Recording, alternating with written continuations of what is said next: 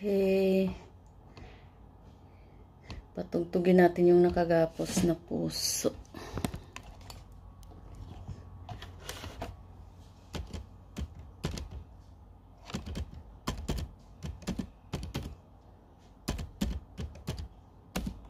Akala ko noon, itong mga kanta, parang, ano lang, no? Parang kanta lang siya. Pero, ang bawat litra ng mga kantang ito ay may kahulugan pala sa buhay.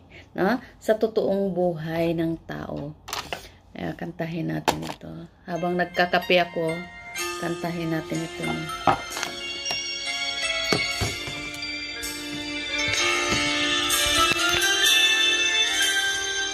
Mas lalo higit nating maunawaan ang ibig sabihin ng mga litrang binibigkas ng musika. Hi Inday, Marilo Rafael, thank you so much Day. Makalaya na ako sa isang araw na quarantine. Kahit na damang-dama ko pa ang iyong mga halik na hindi pagpapalit, taginit o taglamig. Kanta sa kagapos na puso. Laging nakagapos yung puso natin sa lahat ng bagay. Dahil sa pangyayari at panahon. Nakagapos man tayo, pumipintig pa rin yung puso natin. 'Di ba? Tayo makakakilos kasi we are, kumbaga, dito tayo sa batas ng tao, no? Kahit anong parusang igawad sa atin, basta tumitibok lang yung puso mo, buhay ka pa rin nun. Sambahin. Hi ga, may liba, nagtrabaho ka na? Nay, chorizo dere hotdog, igluto punta. Thank you so much, Day. I love you too. Salamat, good. Never fade. Higit ka pang iibigin. Sa una, pag mag-istorya ko, no? About the life, the pain, struggles, and sacrifices, matulo dayon luha ko, no? Pero, it is not gali. Hindi dapat. Lakasan mo yung puso mo kasi binibigyan ka pa rin ng buhay kahit pinupalo ka na ng sanlibutan. Like imagining the life of Jesus Christ, a lot of, no? Lahat nakadugo na ng katawan niya pero pumipintig yung puso niya. Na wala kang ibang maririnig sa kanya kundi ang isalba ang buhay. Huh? Ako ay palayain, kasalanan ko sa'yo'y walang lubay na uulitin. Makasalanan tayo ng mga tao kasi meron tayong kakulangan. Ano man ang gawin mo sa buhay, yung gusto mong mangyari, hindi. Dahil hinihila ka ng kapalaran. So, hindi pa rin tao ang gumagawa ng kapalaran niya. Diyos ang gumagawa. No? Siya. Kung paano natin siya sundin.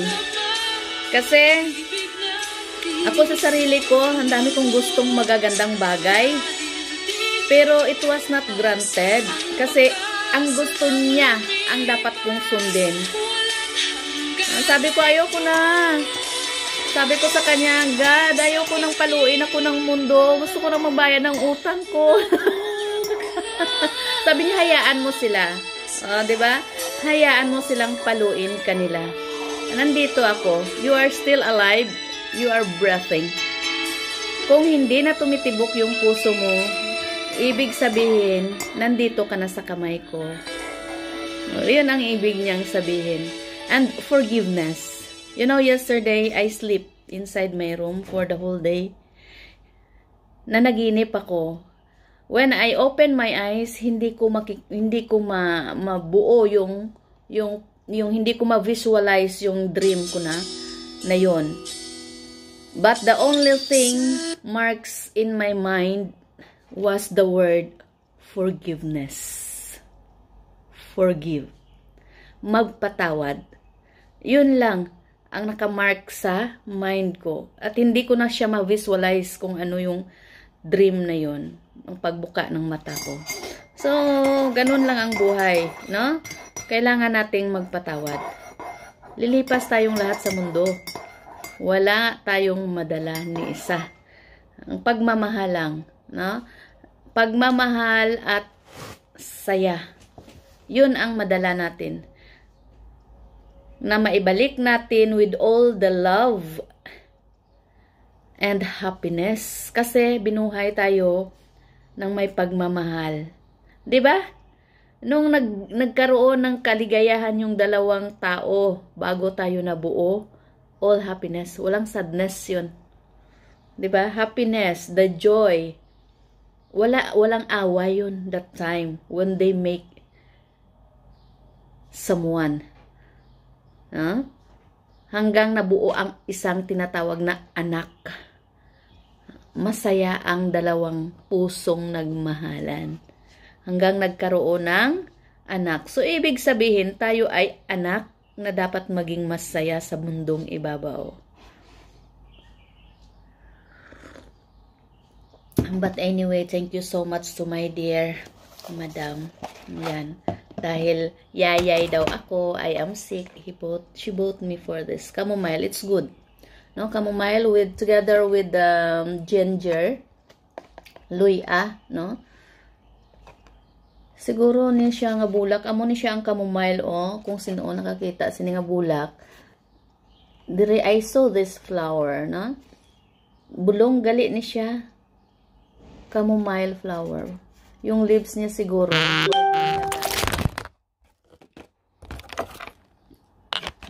Yung leaves nito pwedeng lagain at inumin together with ginger. Pero ngayon, ininom ko siya, wala na siyang ginger. If you work in a team, you've got to try Monday.com. Go to Monday.com and manage. So, trusting to God the Father, rely everything to Him, all the things. Sometimes, this COVID-19 is not a sickness. It is a call for us. No? Ito ay isang tawag on how we reform, on how we do the best thing, not only to ourselves, but to everybody. Not only to everybody, but to our nature, sa kung saan tayo gumagalaw. Mula sa ating sarili hanggang sa ginagalawan natin, sa palibot natin, sa mga taong nandyan, and also to our nature. Salamat. A lot of things. Now, every time I go roaming around, I want to go for this place. I want to share the good things in this place, the beauty of this place. But now I am thinking to write. Siguro this is the time to write a book. I love diaries. I have to make diaries, but I forget it already. When I have this mobile, I have gadgets, I forget it. Because still I am keeping all the memories, but it's different from the handwritten. So maybe I will try to make $1 million story. In the dark time of COVID-19, I will try. So, every day is life for me. It is not trouble. Just believe, have faith to our loving Father. He is the one who holds us. Nothing impossible to Him. So, to all our COVID victims, help survive. Only just one day I stay in my room because I was sick. And I go for the swab test. The result was not immediately coming. So, after 24 hours, even until now, I did not see my result. But only my employer. I don't know how she got it. I don't know how she got it. Because sometimes, I am foolish woman. That's why. So, thank you for the love, the care, and the support to my Madam. She is my guidance counselor. At the same time, she is always there to listen, to listen and to give value, to let me know, and to let me open my eyes and my mind by means of her counseling. So thank you so much, Madam Amal. And also to my mother there, here, yung nanay, she is a mother, not just for her children. I knew. Ang nanay magagalit, magmahal, magdisiplina. Yun ang uri ng totoong ina na laging nandyan. Minsan hindi mo maintindihan, minsan nandyan, or minsan hindi mo mawari kung ano ang gusto ng nanay. Kasi isa siyang ina. All the worries, all the discipline, all the things that she want to be fixed. Kaya minsan sabi natin sa sarili natin na, I can't understand my mother. But the true meaning of being a mother is everything. A mother is always on the point of her worries. She wants the best for her child or her children. So yun ang nanay. Na minsan akala natin hindi ako mahal ng nanay ko. My mother don't love me. It is not. Why she is angry? It's because she wants you to be the best one.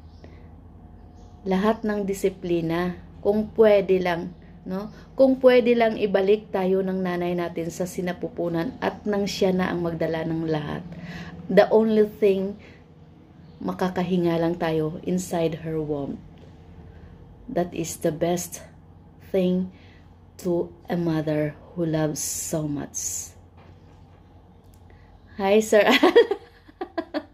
Kumusta? Hello sa mga taga Jensa, no? General Santos City. Kumusta ka mo dira? No?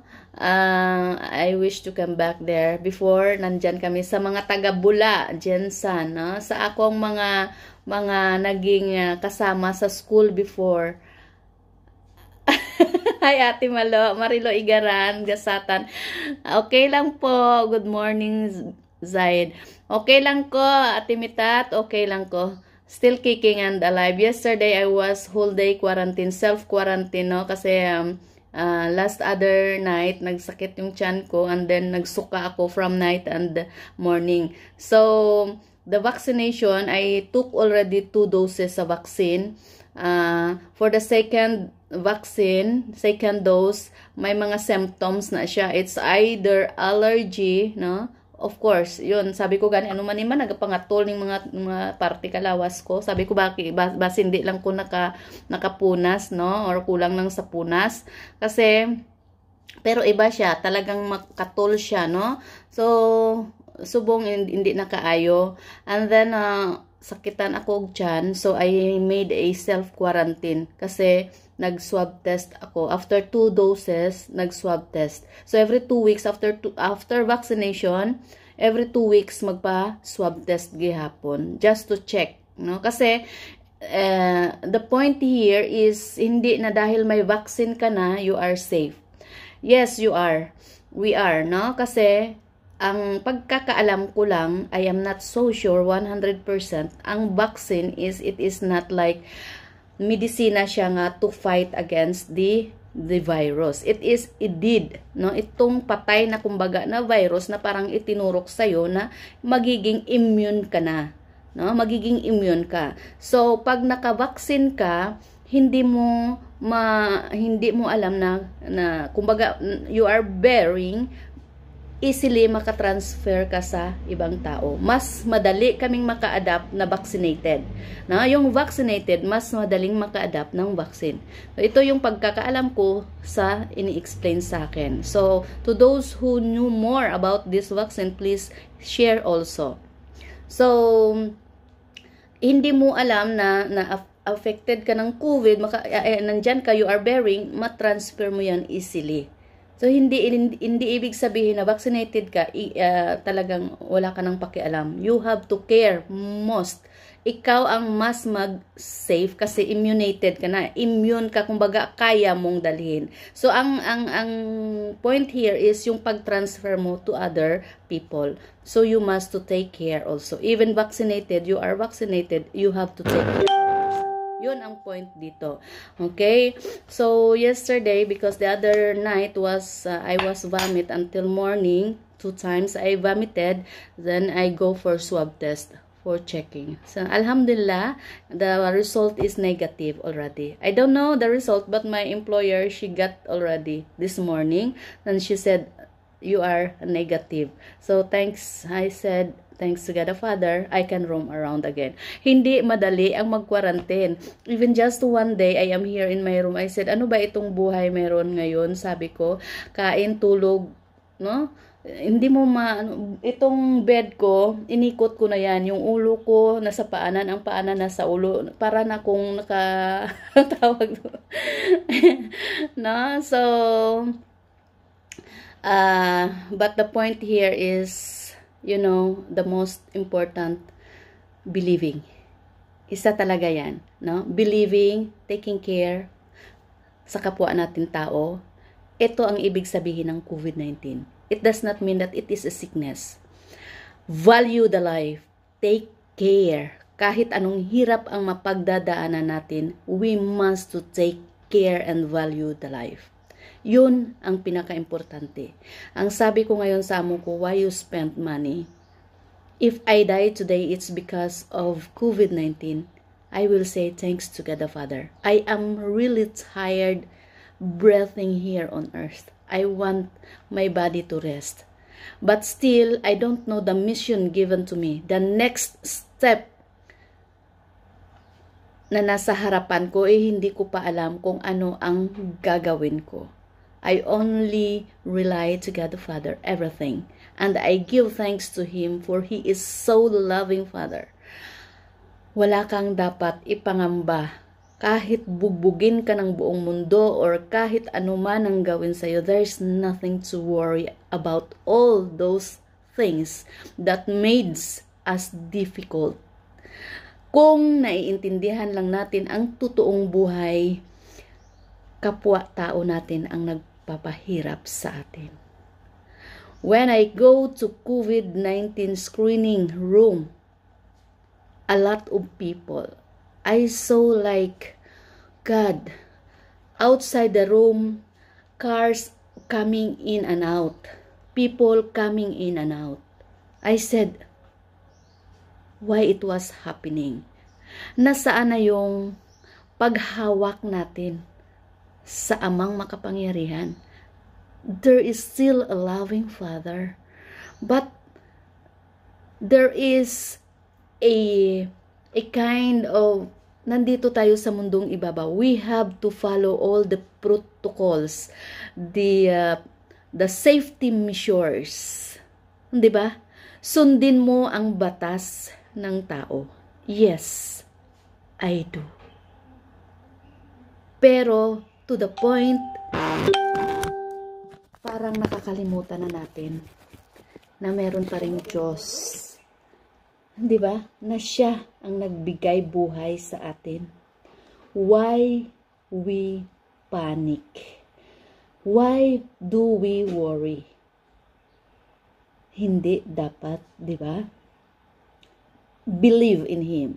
Kaya nung nagpa-swab test ako, the one who assist me, sabi niya, "Uy, you have already your vaccination. Why you go for swab test?" I said, "Ma'am, I was able to come here. It's because of my employer."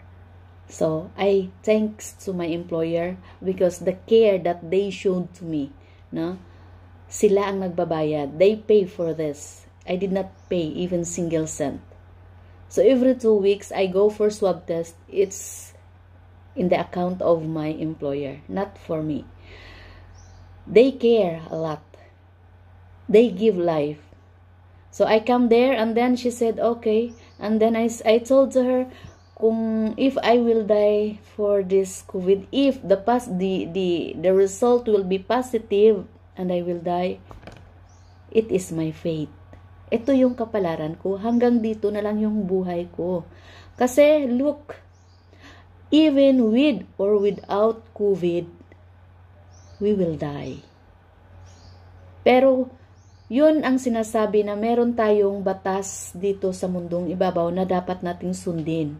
So, in order for us to be like follow the rules and protocols here, the disciplinary action, the law of human, sundin mo lang yun kung ano ang pinapatupad and believe. Mas paigtingin mo pa yung paniniwala mo na mas nakakahigit pa rin ang Diyos Ama sa lahat. That when one time when I go to church, alam ba ninyo for how many months I'd never go to church? And one time I go there, that COVID time, I was not able to get inside the church. That until now, it marks in my heart. Even I will not go to church. This church was found by human. But the connection between God the Father and I will never be. The string attached will never be broken. Hindi nyo man ako papasukin sa loob ng simbahan, hindi mapuputol ang ugnayan ko. So, sino ang nagpahirap sa atin? We cry. We feel pain. It's because of human. Kapwa natin. Diba? Ang kapwa lang natin ang nagdesisyon nun, hindi ang Diyos Ama. So, anywhere we can pray. Anywhere we can sit down and talk to Him. Even hindi natin siya nakikita. Hold your faith and believe. And this time of COVID, it is the way of realizing. It is not a sickness itself. Hindi ito sakit. Hindi sakit ang COVID-19. But it is a call. Ito yung pinakamalalim na pagtawag sa atin. Buksan mo ang iyong isip at puso. Unawain mo kung ano ang buhay. A lot of things that truly, yung talagang nagbigay sa akin ng lakas ng loob to inspire to do the things. First, from family. In this point of love, month of love, February, I discuss about family, marriage, being a parent, being a human. And all those things was surrounded with like nandoon yung positibo at negatibong uri ng pamumuhay na hindi lang pala natin yan makikita within our community, within our family, inside the surroundings kung saan tayo gumagalaw. So, deeply realizing the real meaning of life. Dito natin makikita kung talagang ano at sino ako at kung ano ang ugnayan ko bilang isang tao towards God the Father if I lost my life because of human nature. If I go moving forward until the last breath that I have with Him, not with people surrounds me. So ito ang ibig sabihin ng COVID ngayon na talagang hinahila tayo, kung saan tayo para makamuni-muni, para mabigyan natin ng malalim na pangunawa kung ano ang buhay. Kasi madali, as human being, madali lang tayo. Kagaya sa isang pamilya, no? Pag meron kang 10 kapatid, magkaiba ang attitude niyan, magkaiba ang ugali. Gustuhin mo man ang lahat na maging buo kayo, ay hindi mo yan kayang gawin. It's because may sariling direksyon yon, may sariling gusto. No? You cannot hold each one. That telling to yourself, ang sabi ko sa sarili ko, ito ang gusto kong maging. Pero ang sabi ng kapalaran ko, hindi yon. Hindi yon. Kasi hindi mo hawak. Hindi mo hawak ang panahon, hindi mo hawak ang buhay. Kaya masasabi natin na ito ang naging palad niya. Kasi ikaw ang gumagawa ng kapalaran mo. No. It is a big no. Walang isang tao sa mundo ang gustong maghirap. Walang isang tao sa mundo ang gustong magkaroon ng pasakit. But the faith brings us into something worse. Pinakamadulom sang imo nga kinabuhi kay para didto mo maintindihan kung ikaw ba nga gibugna sa Dios, you believe that the Father is a loving Father? Naniniwala ka ba na siya ay isang mapagmahal na Ama kahit sa gitna ng kadiliman na iyong tinatahak? That's the reason beyond all those pains and troubles.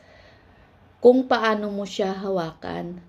So, kahit may COVID na, kahit sabihin ko na I am sick, I'm happy.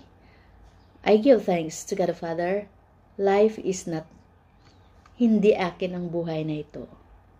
It is just a borrowed one. That always, each day of my living, I want to share the beautiful things and happiness. Just love and happiness. Okay, sabi ko sa ate ko, when I talk to my sister, because every time she told me why and why and why, and I told to her, don't talk to me about questioning. Just share to me the good life and we will be together. Sana tayong lahat. Okay? God bless us. Thank you so much for watching my video. More videos to share. Each day of my life is my life. Good morning and happy weekend in advance, no? Friday na tayo bukas. So, maraming salamat sa inyong lahat. God bless us all.